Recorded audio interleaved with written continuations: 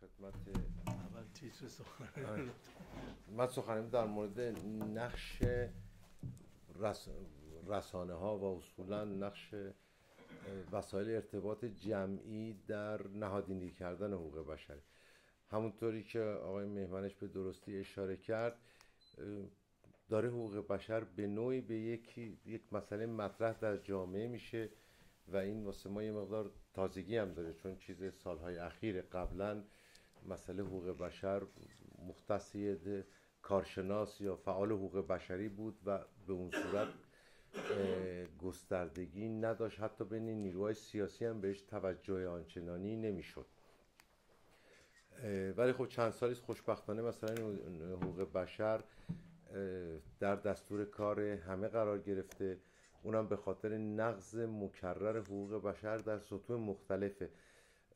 چند مسئله رو در ارتباط بگم. اولا حقوق بشر مختص به حقوق زندان، یعنی آدم فعالین سیاسی که به زندان میفتن نیست. یه بخش شاید کوچیک نقض حقوق بشر باشه. حقوق بشر خیلی گسترده تره. شما اگر چه سیبند بیانیه منشور جهانی حقوق بشر رو بخونید، چه تمام مدارکی که بعداً در سالهای بعد توسط سازمان ملل در مقاطع مختلف به امضای کشورها، کنوانسیون‌هایی که به امضای کشورها رسیده که به نوعی این چارچوب کلی حقوق بشر نشون میده، حقوق بشر خیلی گسترده تر شده و در سالهای اخیر هم حتی خیلی از سازمان‌های حقوق بشری فعالیت خودشون رو گسترش دادن به بخش‌های بگیم به اصطلاح جدید حقوق بشر که فقط شامل حقوق مدنی و سیاسی، حقوق سیاسی نمیشه، بلکه بسیار از حقوق مدنی هم در بر میگیره. امروز مسئله کشورهایی که یا مسئله فقر توی آفریقا اولین بار این مسئله رو برد که حق زندگی، یعنی داشتن یک زندگی آبرومند، غذای کافی برای جزو حقوق اصلی بشره. فقط این نیست که یکی رو بندازی تو زندان حقوقش رو نقض کردی، بلکه کسی هم که یک زندگی آبرومندانه نمیتونه بکنه، نمیتونه خودش و خانواده‌اش تغذیه کنه، حقوقش زیر پا گذاشته شده. محیط زیست، ببینیم برخی ارقام به نظر نمیاد. توی 2 سال جنگ داخلی در سوریه 130,000 نفر کشته شدن. در همون مدت زمانی توی ایران بنابر آمار وزارت بهداشت 145,000 نفر در پیامد بیماری‌های مختلف ناشی از آلودگی هوا کشته شدند. یعنی ما توی 2 سال یه جنگ داخلی در ایران داشتیم که 145,000 نفر آدمو کشته و هیچ کم اینو جنگ به حساب نمیاره، هیچ کم به حساب نمیاره کشته شده. تمام دنیا و حتی خود ما ایرانی‌ها میگیم جنگ سوریه 130,000 نفر رو کشت. خب آلودگی هوا تو تهران، شما وقتی میبینین که تو لیست 10 کشور آلوده جهان 3 تاش تو ایران هستن، اگه اشتباه نکنم تهران و عراق و اهوازه. خب و اینجا مردم گروه، خب این حقوق این افراد، اصلی ترین حقوق یه نفر که زندگی، حق زیسته رو ازش گرفتیم. برای حقوق بشر خیلی گسترده تر شده از اون بخشی که عمدتاً فعالیت‌های حقوق بشری برش متمرکز بوده در سالهای اخیر، که حقوق همین مثلا زندانیان سیاسی، کسایی که به خاطر ابراز عقیده یا به خاطر مسائل مربوط به آزادی بیان، وبلاگرها، خبرنگارا، روزنامه‌نگارا یا فعالین سیاسی یا وکلای دادگستری که به زندان افتادن، خیلی مهمه برای اینا کردن. ولی حقوق بشر خیلی بیشتر از این حرف هست.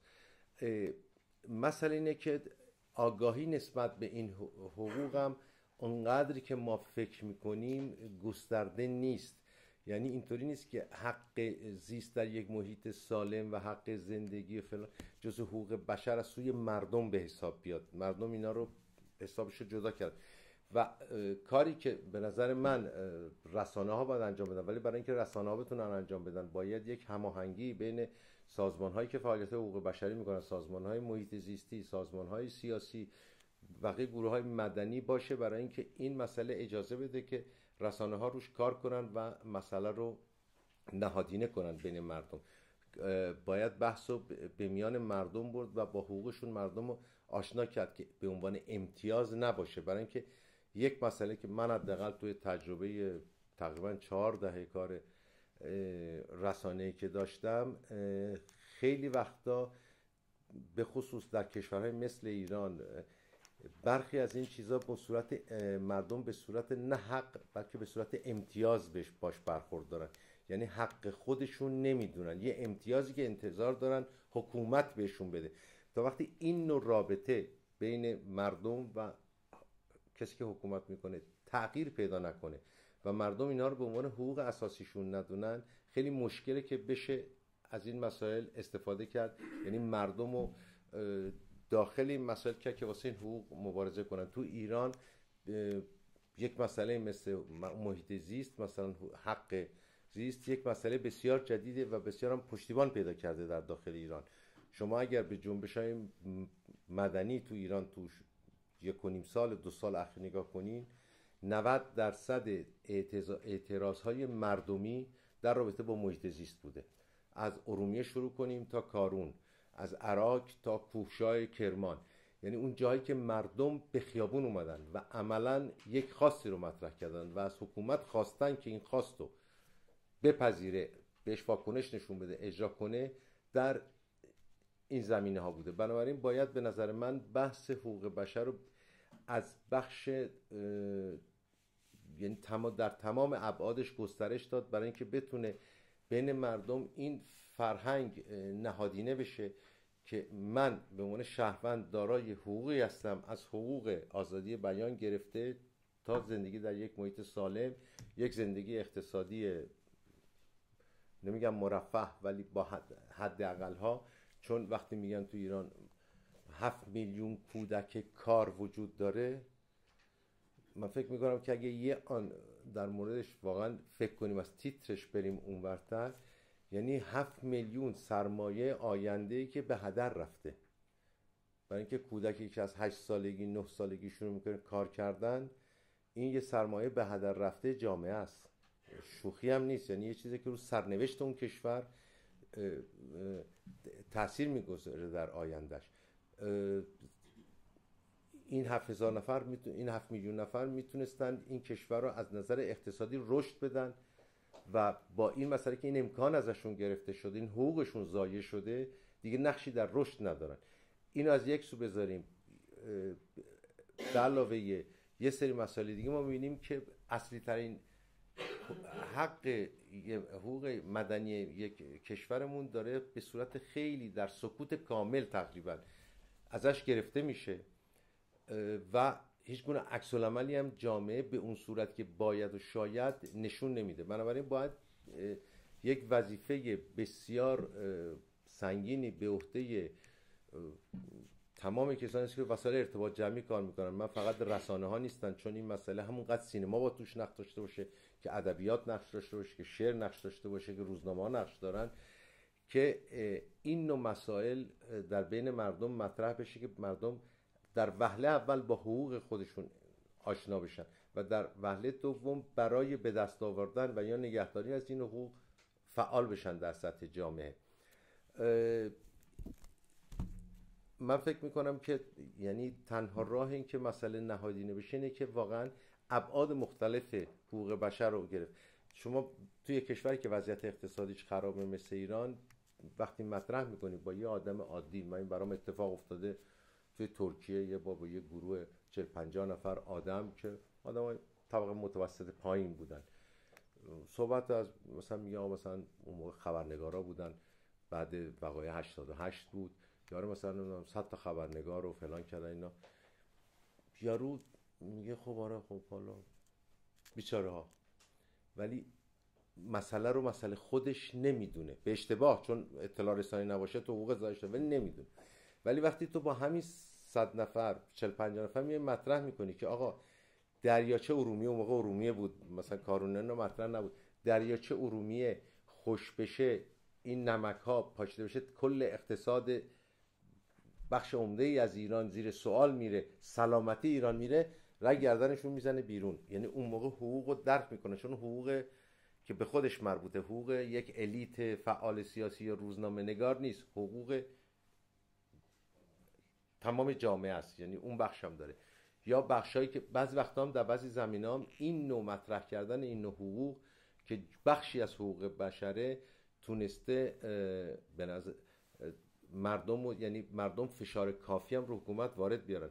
شما احتمالا خیلیتون شنیدین که پارازیت ها خیلی کم شده تو ماهای اخیر تو ایران و این به خاطر روشنگری که در سطح پارازیت ها شده و مردم دیدن که پارازیت تو لازم نیست مخالف یا منتقد جمهوری اسلامی باشه واسه اینکه پارازیت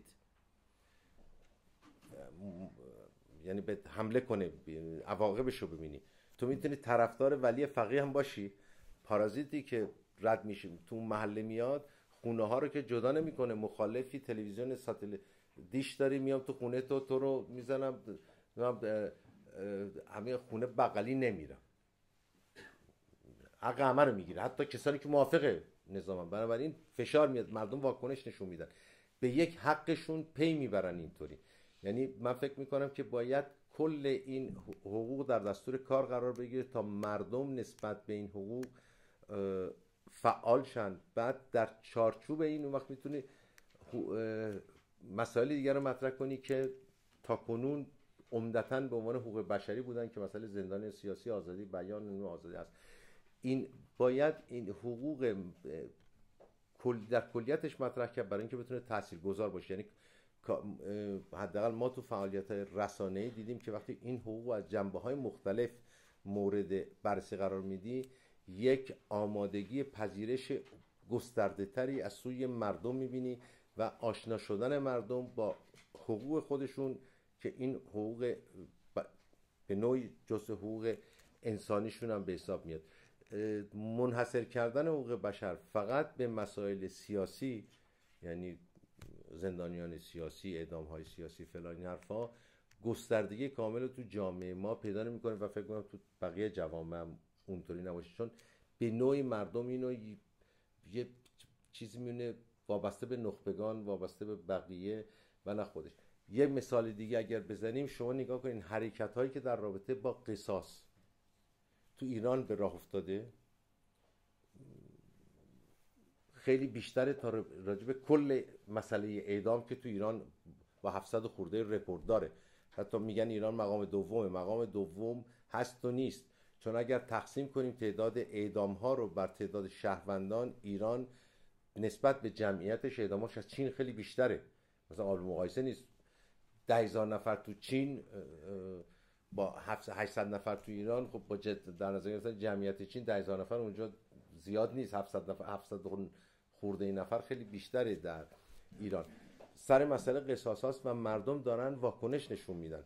یک نمونهش مال چند روز پیشه، آقای اسمش چیه، عادل فردوسی پور فکر میکنم، ایشون شب قبل اجرای یک قصاص تو برنامه تلویزیونی پربیننده که ایشون داره ورزشی میاد مسئله قصاص یک پسر جوونی که پسر یک ورزشکار سابق و کشته رو مطرح میکنه و خواهان مردم میشه که SMS بزنن به این ورزشکار مازندرانی که فردا صبح قرار طناب دار رو بندازه گردن قاتل پدرش. این برنامه مثل که 8 و 9 شب تو تهران پخش میشه، یعنی واقعا چندین ساعت قبل از اعدام. و فشاری که روی این خانواده از طریق SMS اومد و تلفن‌های مردم اومد، روز بعد مادر مقتول میره طناب اونجا که باید میره بالا که صندلی رو باید بکشه، طنابو داره از گردن طرف ور میداره و دست چشمندشو باز میکنه و بعد مادر پسری که قرار بوده اعدام شه آغوش میگیره و فلان حل میشه. یعنی مردم دارن واکنش نشون میدن به جاهایی که یه مقدار مردمه. برای اینکه شما اگر فعال سیاسی نیستی، این که به عنوان مسائل سیاسی بری تو زندان و تو آینده خودت اصلا جای واسش نمیبینی، ولی اینکه اتفاقی یکی رو بکشی و محکوم به قصاص بشی رو اینو تو پراسپکتیو خودت میبینی. بنابراین مردم رو فعال میکنه که علیه یه قانون غیر انسانی که قانون قصاصه نشون بدن. نمونه دیگرش این داستان ریحانه. مثلا هفته گذشته 3 نفر، حالا این یکیش چون فردوسی پور تو برنامهش گفته بود 3 نفر از قصاص نجات پیدا کردن تو یه هفته. الان نمیدونم مسئله این ریحانه هست فلان نفر. یعنی مردم دارن عکس العمل نشون میدن به اون بخشای. بنابراین تو باید یه کاری کنی که مردم اون حقوق، اون حق و بخشی از حقوق خودشون بدونن و قصاص رو مردم این حس رو بهشون دست داد. اینکه قصاص میتونه در مورد هر کی، شما یه تصادف ماشین هم داری یکی رو بکشی به خاطر اینکه مثلا حواست نبوده تو ماشین اینها، یارو بمیره، اینها یهو میتونن داستان قصاص رو واسط پیش بکشن، دیگه نداشته باشی بدی فلان، یا توی دعوا بزنید تو گوش یکی سرش بخوره اونجا به دیوار بیفته بمیره، درگیر مسئله قصاصی. بنابراین باید به نظر من حقوق بشر از اون جاهایی آغاز کرد برای نهادینه کردنش، برای درگیر کردن مردم که برای مردم قابل لمس‌تره. میگم مثلا همین برنامه آلودگی هوا مسئله شده، یعنی اونقدر مسئله شده وقتی کارون بعد 8 هفته که مردم هر پنجشنبه تظاهرات میکردن کنار کارون، خانم ابتکار مجبور شد بره تو اون تظاهرات و همصدا باشه با مردم. حالا کاری کرد و نکرد نمیدونم، کاری کرد هیچ کاری نکرد چون مسئله کارون که حل نشد، ولی حداقل این اجبار رو پیدا کرد بره اونجا و اعلام حضور بکنه. آقای روحانی مجبور شد تمام میتینگ‌های انتخاباتیش به مسئله ارومیه اشاره بکنه، کاری نکرده ولی یه کمیسیون تشکیل دادن. ولی یا وقتی مردم عراق هفته ها توی خیابون وایسادن تونستن کارخونه رو ببندن. توی کرمان توی شاهبون کارخونه که اون یعنی معادنی که بود نصفشون تعطیل شد در پیامد.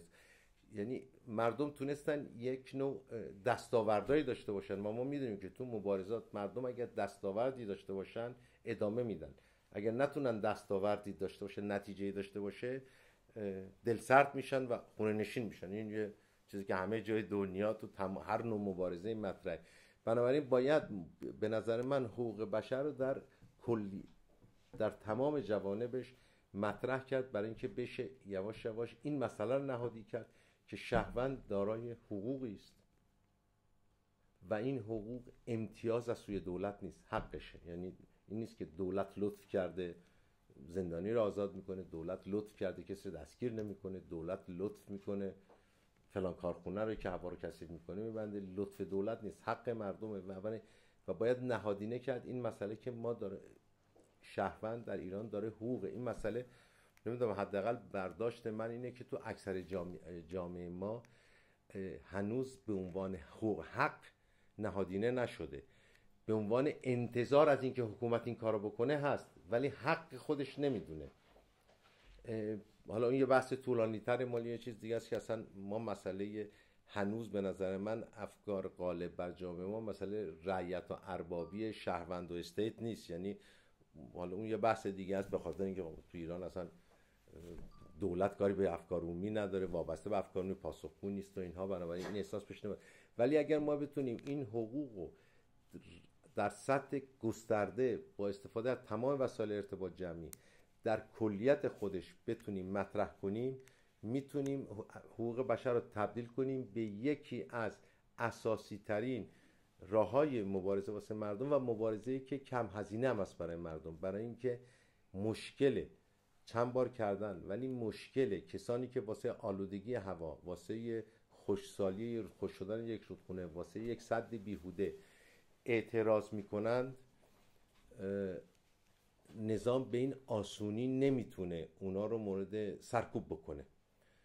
برای اینکه تو این جناحایی که اینجا وای میسن خیلیاشون هم به نوعی مخالف نظام در کلیتش نیستن، مخالف اون سیاست نظام.